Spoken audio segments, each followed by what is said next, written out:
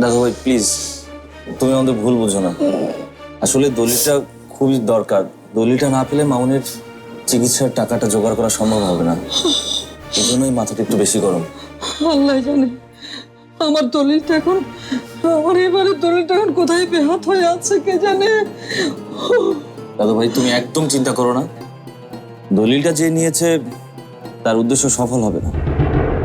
কারণ দলিল নকল করে এখন কোনো লাভই নেই, অনলাইনে সব দলিল পাওয়া যায়। দাদু ভাই, আমার তো চিন্তা হচ্ছে রুনার অপারেশনের টাকাটা জোগাড় করা নিয়ে। একদিনের মধ্যে কি করে কি হবে বুঝতেই তো পারছি না। আচ্ছা, আমি মনিকে দিয়ে আরেকবার চেয়ারম্যান স্যারকে অনুরোধ করিয়ে দেখি। দাদু ভাই, তুমি না বললে চেয়ারম্যান সাহেবের টাকা আর নেবে না?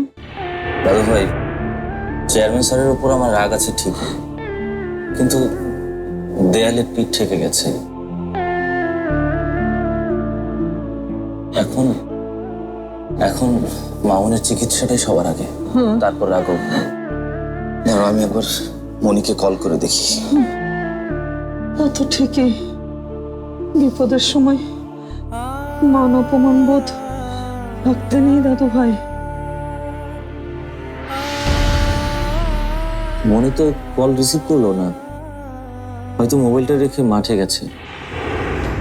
আচ্ছা দাদু ভাই, আমি যদি একবার চেয়ারম্যান স্যারের সাথে ফোনে কথা বলি?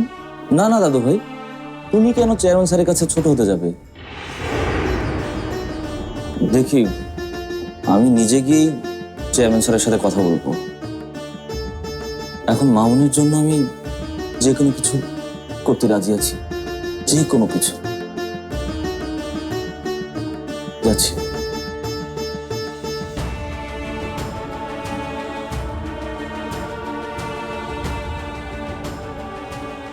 দাদু ভাই, হ্যাঁ, আমি যাচ্ছি, কিন্তু তুমি দলিল খোঁজাটা চালিয়ে যাও। এর মধ্যে যদি খুঁজে পাওয়া যায় তাহলে তো ভালোই। হ্যাঁ, তুমি চিন্তা করো না দাদু ভাই, আমি আমি তন্ন তন্ন করে সব জায়গায় খুঁজবো। তুমি এসো, ঠিক আছে। তুমি এসো।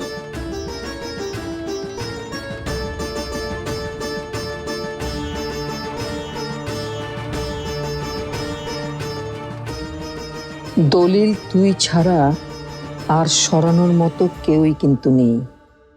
সিতারা, তোর মুখ থেকে কথা বের করতে হবে। নিজে থেকে তো তুই কিছুই বলবি না। এবার তুই দেখবি কিভাবে তোকে আমি ফাঁদে ফেলি। মাশরাফি জুনিয়র টিভিতে প্রচারিত হওয়ার পূর্বেই সম্পূর্ণ নতুন এপিসোড দেখুন শুধুমাত্র দীপ্ত প্লেতে।